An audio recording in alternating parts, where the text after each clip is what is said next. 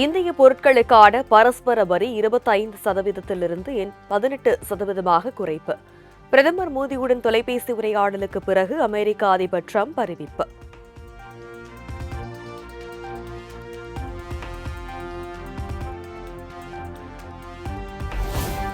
ரஷ்யாவிடமிருந்து கச்சா எண்ணெய் வாங்குவதை நிறுத்த இந்தியா ஒப்புதல். வெனிசுலாவிடமிருந்து கச்சா எண்ணெய் வாங்கவும் பிரதமர் மோடி ஒப்புதல் அளித்துள்ளதாகவும் அமெரிக்க அதிபர் டிரம்ப் அறிவிப்பு.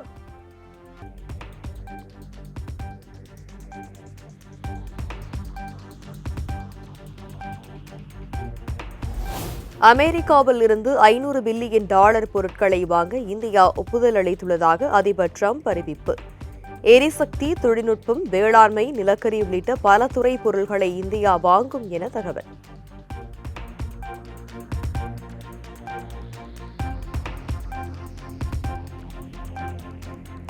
அமெரிக்க பொருட்கள் மீதான வரியை இந்தியா 0 வேண்டும் என அமெரிக்க அதிபர் டிரம்ப் வலியுறுத்தல். இந்தியாவுடனான அற்புதமான உறவு இனிவரும் காலங்களில் இன்னும் வலுப்பெறும் எனவும் அமெரிக்க அதிபர் டிரம்ப் எக்ஸ் தளத்தில் பதிவு.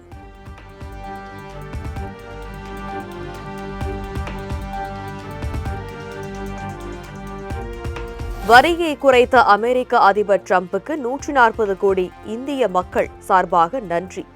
உலக அமைதிக்கு அமெரிக்க அதிபர் டிரம்ப் எடுக்கும் முயற்சிக்கு துணை நிற்போம் என பிரதமர் மோடி உறுதி.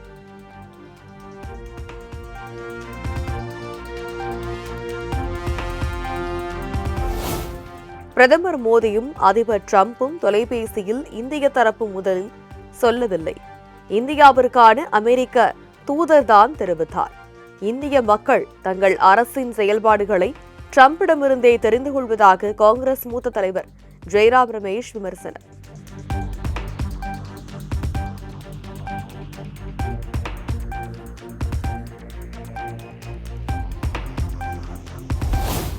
மாமல்லபுரத்தில் தொடங்கிய உலகளாவிய உச்சி மாநாட்டில் பல்வேறு புரிந்துணர்வு ஒப்பந்தங்கள் கையெழுத்து. தமிழ்நாட்டில் அரீனா ஒன் நிறுவனம் 1400 கோடி ரூபாயும், பிரிகேட் ஹோட்டல் பெர்னிச்சர் 1100 கோடி ரூபாயும் முதலீடு செய்ததாக தகவல்.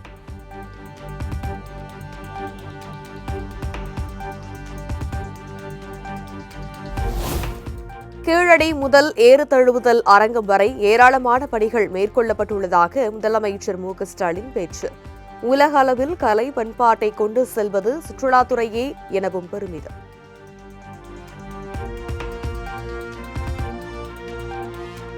என்னால் சொல்லிக்கிட்டே போக முடியும்.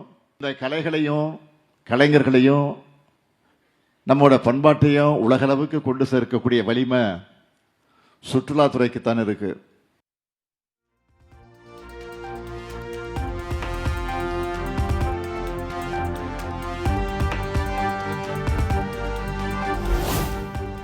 தமிழகத்தில் டப்பா என்ஜின், ஓட்டை என்ஜின் என எத்தனை என்ஜின் வந்தாலும் தமிழக வெற்றிக் கழகம்தான் டாப் என்ஜின். மக்களின் ஒரே ஆப்ஷனாக தாவேக மட்டும்தான் இருக்கிறது என 3ஆம் ஆண்டு தொடக்க விழாவில் விஜய் பேச்சு. மாபெரும் மக்கள் சக்தியான நம்மளால மட்டும்தான் முடியும். நம்ம டிவிகேவால மட்டும்தான் முடியும்.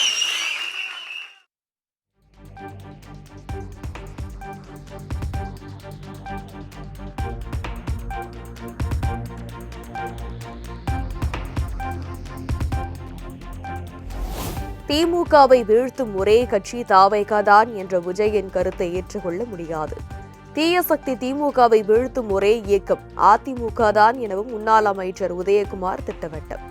மகத்தான இயக்கம், மக்கள் இயக்கம், ஏழை எளியவர்களுடைய இயக்கம், சாமானியுடைய இயக்கம், அனைத்து இந்திய அண்ணா திராவிட முன்னேற்ற கழகத்தால் மட்டும்தான் தீய சக்தி திமுகவை வீழ்த்த முடியும் என்பது மக்களுடைய தீர்ப்பு.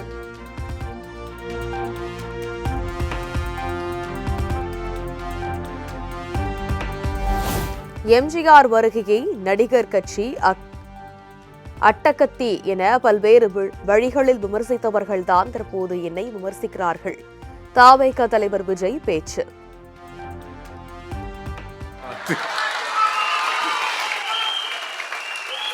அன்னைக்கு எம்ஜிஆர் அவர்களை பார்த்து அரசியல் அரிச்சுவடி தெரியாதவர், கவர்ச்சியை மட்டுமே நம்பி இருக்கிறவர், அட்டகத்தி, வாய் விளம்பர வள்ளல், இவருக்கு கேள்வி மட்டும் தான் கேட்க தெரியும், பதில் சொல்ல தெரியாது, நிருபர்களை சந்திக்க மாட்டார், டெல்லியை வகச்சிக்க மாட்டார், மேலே இருந்து அவருக்கு அவ்வளோ ப்ரெஷர் இருக்குது அப்படி இப்படின்னு சொன்னதும் அதே வாய் தான்.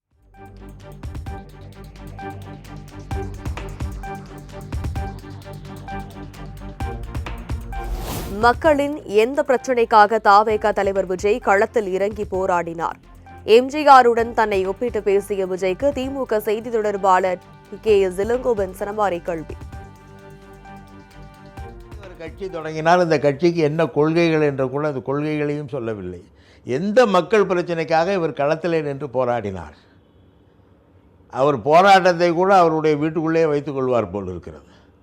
தனியாக போராடி தனியாக வீட்டுக்குள்ளே இருந்து விடுவார் என்று நினைக்கிறேன்.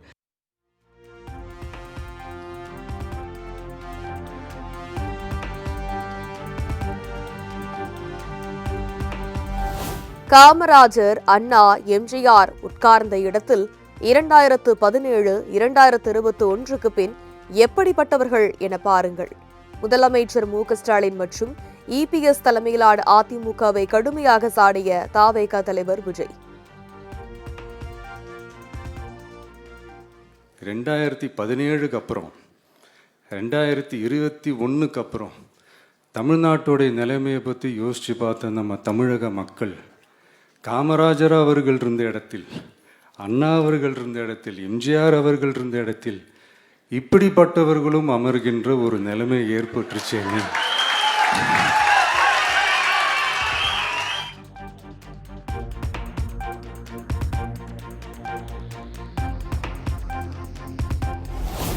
அதிமுக ஊழல் சக்தி என விமர்சித்த தாவேகா தலைவர் விஜய்க்கு அதிமுக முன்னாள் அமைச்சர் திண்டுக்கல் சீனிவாசன் பதிலடி. நீங்கள் வாங்கும் சம்பளம் நியாயமானதா?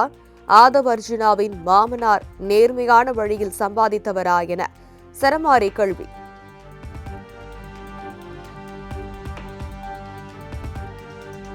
இல்லையா?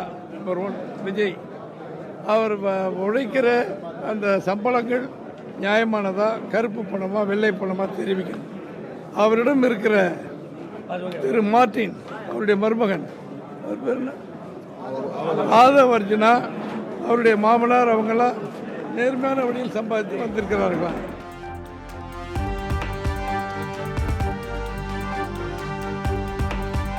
தமிழக வெற்றிக் கழகத்தின் 3ஆம் ஆண்டு விழாவில் உற்சாகமாக நடனமாடிய விஜய். பாடகர் வேல்முருகனுடன் இணைந்து நடனமாடியதை கண்டு தொண்டர்கள் உற்சாகம். தளபதி தளபதி வாழ்க, தளபதி தளபதி வாழ்க, வெற்றி கொடிய பொருள் வாழ்க, தளபதி தளபதி வாழ்க, நம்ம வெற்றி கொடிய கொடி வாழ்க.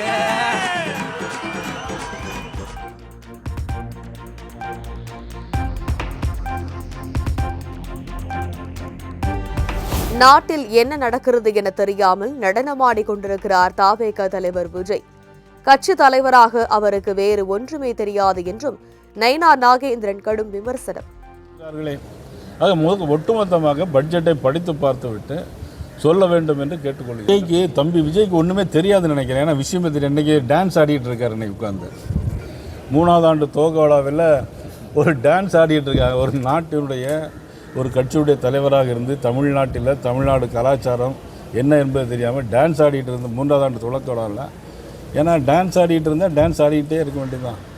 NDA அப்படின்னா பாரதிய ஜனதா இருக்குது, அனைத்து இந்திய அண்ணா திராவிட முன்னேற்றங்களும் இருக்குது, தமிழ் மாநில காங்கிரஸ் இருக்குது, அண்ணன் ஜான் பாண்டியன் கட்சி இருக்குது, பாரிவேந்தர் கட்சி இருக்குது, நீதி கட்சி இருக்குது, இன்னும் விவசாய அமைப்புகள், இன்னும் யாதவ பண்பாட்டுக் கழகம்.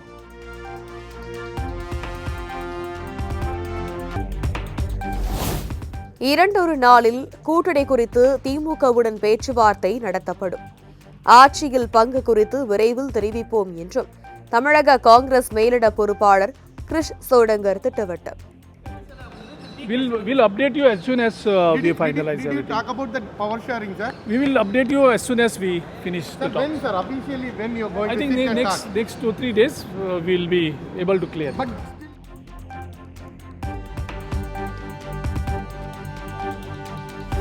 சென்னையில் இன்று மதிமுக தேர்தல் அறிக்கை தயாரிப்பு குழு கூட்டம். தேர்தல் அறிக்கையில் இடம்பெற வேண்டியவை குறித்து ஆலோசிக்கப்பட உள்ளதாக தகவல். திமுக ஆட்சி பொறுப்பேற்ற கடந்த 4.5 ஆண்டுகளில் பள்ளி மாணவர்களின் இடைநிற்றல் சதவீதம் அதிகரித்துள்ளதாக அண்ணாமலை விமர்சனம். உலக தரம் வாய்ந்த கல்வியை மாணவர்களுக்கு இலவசமாக வழங்கும் தேசிய கல்விக் கொள்கையை திமுக அரசு ஏற்கவில்லை எனவும் குற்றச்சாட்டு.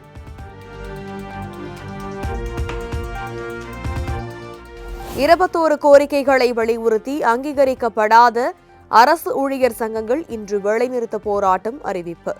வேலைநிறுத்த போராட்டத்தில் ஈடுபட்டால் சம்பளம் கிடையாது என தமிழக அரசின் தலைமைச் செயலாளர் முருகானந்தம் எச்சரிக்கை.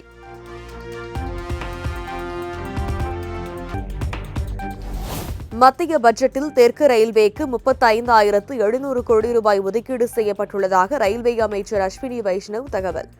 தமிழ்நாட்டில் செயல்படுத்தப்படும் ரயில் திட்டங்களுக்கு நிலத்தை விரைந்து கையகப்படுத்தி கொடுக்கவும் கோரிக்கை.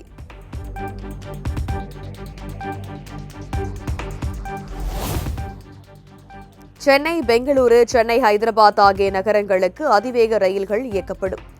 ரயில்வே அதிகாரிகளுடன் காணொலி வாயிலாக நடத்திய ஆலோசனையில் மத்திய ரயில்வே துறை அமைச்சர் அஸ்வினி வைஷ்ணவ் தகவல்.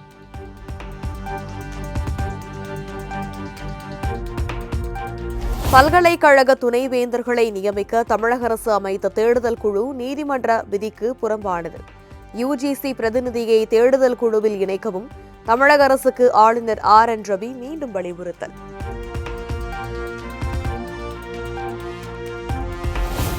திருப்பரங்குன்ற மலையில் தீபம் ஏற்ற முன்னேற்பாடு செய்யாதவர்கள் மீது நீதிமன்ற அவமதிப்பு கோரிய வழக்கு. உயர்நீதிமன்ற மதுரை கிளையில் நிபந்தனையற்ற மன்னிப்பு கோரினார் மதுரை மாவட்ட ஆட்சியர்.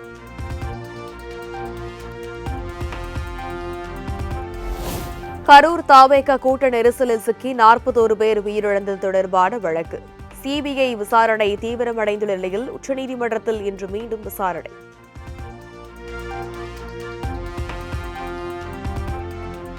தமிழகம், கர்நாடகா இடையே நீண்ட காலமாக நிலவும் பெண்ணையாறு நதி நீர் விவகாரத்தில் தீர்வு காண 1 மாதத்திற்குள் நடுவர் மன்றம் அமைக்க வேண்டும்.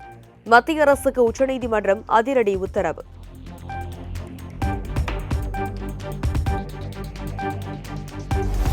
உடல்நலக்குறைவால் சென்னை அப்பல்லோ மருத்துவமனையில் அனுமதிக்கப்பட்டுள்ள பாஜக மூத்த தலைவர் ராஜாவை நேரில் சந்தித்து நலம் விசாரித்தார் நடிகர் ரஜினிகாந்த்.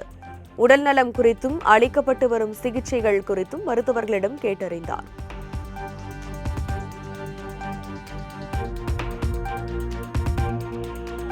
தேர்தல் பரப்புரைக்காக வரும் 11ஆம் தேதி புதுச்சேரி வருகிறார் பிரதமர் நரேந்திர மோடி. சட்டமன்ற தேர்தலை முன்னிட்டு புதுச்சேரியில் நடைபெறும் NDA கூட்டணி பொதுக்கூட்டத்தில் பங்கேற்கிறார்.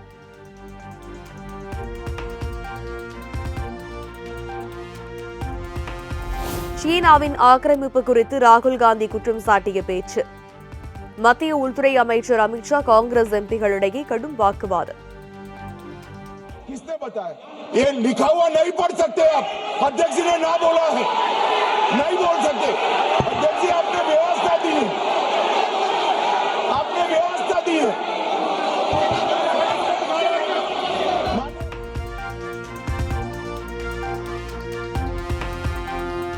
இந்திய பகுதியை சீனா ஆக்கிரமித்து வைத்துள்ளது குறித்து விவாதம் நடத்தாமல் தப்பி ஓடுகிறது பாஜக.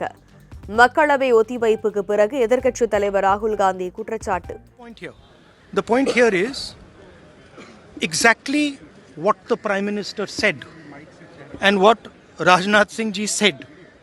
That is the point here. Right? Whether the land was taken or not, that's a different question. We'll come to that. But before we come to that, the leader of the country is supposed to give.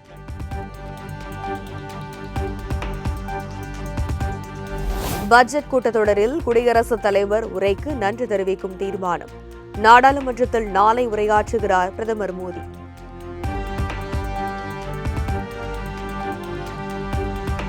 டெல்லியில் இன்று நடைபெறுகிறது தேசிய ஜனநாயக கூட்டணியின் நாடாளுமன்ற குழு கூட்டம். பிரதமர் மோடி தலைமையில் நடைபெறும் கூட்டத்தில் மக்களவை மற்றும் மாநிலங்களவை உறுப்பினர்கள் பங்கேற்பு.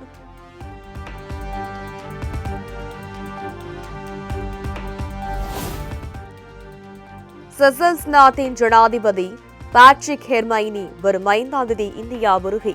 பிரதமர் மோடியுடன் இருதரப்பு, மண்டல மற்றும் பரஸ்பர நலன்களுக்கான சர்வதேச விவகாரங்கள் குறித்து ஆலோசனை நடத்தவுள்ளதாக தகவல்.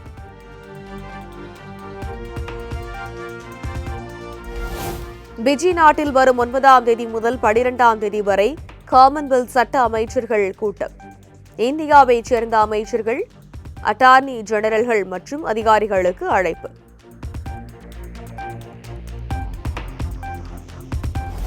பாஜக ஆளும் அசாம் மாநிலத்தை விடுத்து தமிழ்நாடு, மேற்கு வங்க மாநிலங்களில் மட்டும் எஸ்ஐஆர் நடைமுறைகளை மேற்கொள்ள வேண்டியதன் அவசியம் என்ன?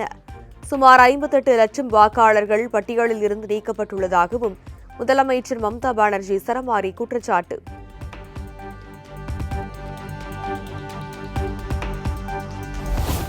போர் நிறுத்தம் தொடர்பாக யுக்ரைன், ரஷ்யா இடையே நாளை மீண்டும் பேச்சுவார்த்தை. அபுதாபியில் நடைபெறும் பேச்சுவார்த்தையில் யுக்ரைன், ரஷ்யா மற்றும் அமெரிக்க பிரதிநிதிகள் பங்கேற்க உள்ளதாக தகவல்.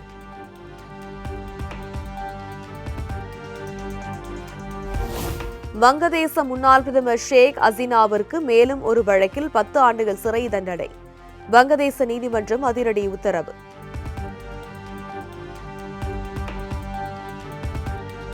தலாய் லாமாவுக்கு கிராமி விருது வழங்கப்பட்டதற்கு சீனா கடும் எதிர்ப்பு.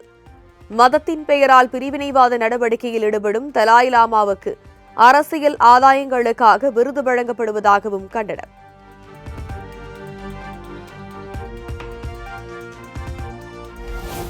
பலுசிஸ்தானில் மேலும் 22 பயங்கரவாதிகளை சுட்டுக் கொன்ற பாகிஸ்தான் ராணுவம்.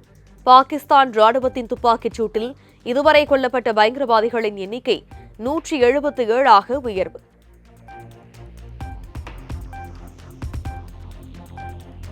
அமெரிக்காவில் நடைபெற்ற குண்டு எறிதல் போட்டியில் புதிய சாதனை படைத்த இந்திய வீராங்கனை கிருஷ்ணா ஜெய்சங்கர் 16.63 மீட்டர் தூரத்திற்கு குண்டு எறிந்து தனது முந்தைய சாதனையை முறியடித்தார்.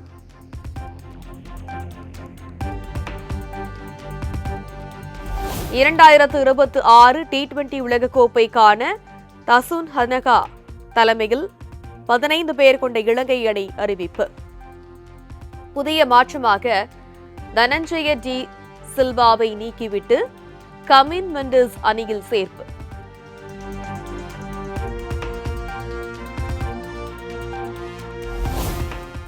இந்தியாவுடனான T20 போட்டியில் பாகிஸ்தான் விளையாடுவது வருத்தமளிக்கிறது. அரசியல் கதவை மூடப்பட்ட நிலையில் கிரிக்கெட் கதவு திறக்கும் என நம்பியதாகவும் ஷாஹித் அப்ரிடி கருத்து.